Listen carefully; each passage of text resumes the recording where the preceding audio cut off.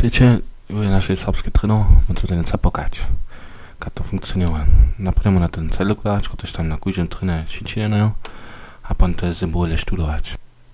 Prene znamieszko, inaczej 60 stopňov, maximal.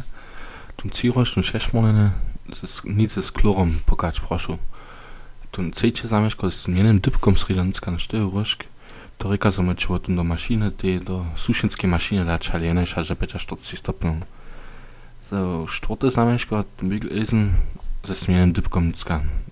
Maksymalnie, że 110 stopňov, proszę, żelić.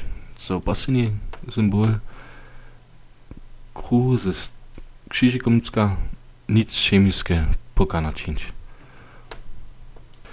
Wszyscy sam sobie albo macie pokazać. Powiem zamówiłem, jak widzicie, flüssig waschmittel nie do tej prynnej tyski, ale do tej drugiej.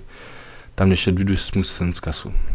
Keď frejne, 60 stopňov, po vašej poranskej zasvičiť a štart.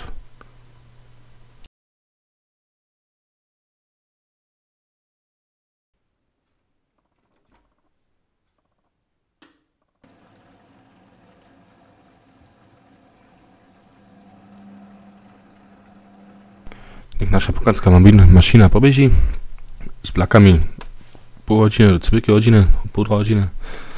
Ale pan hasnąć, dać drugie ocznicze.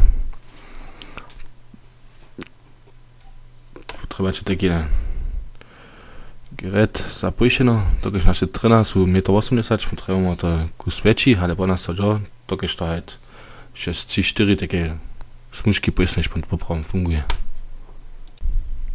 Ty ladaš, a čo suché, když ho usknete, pon te lezaš, do korba resneš, a nus doneseš.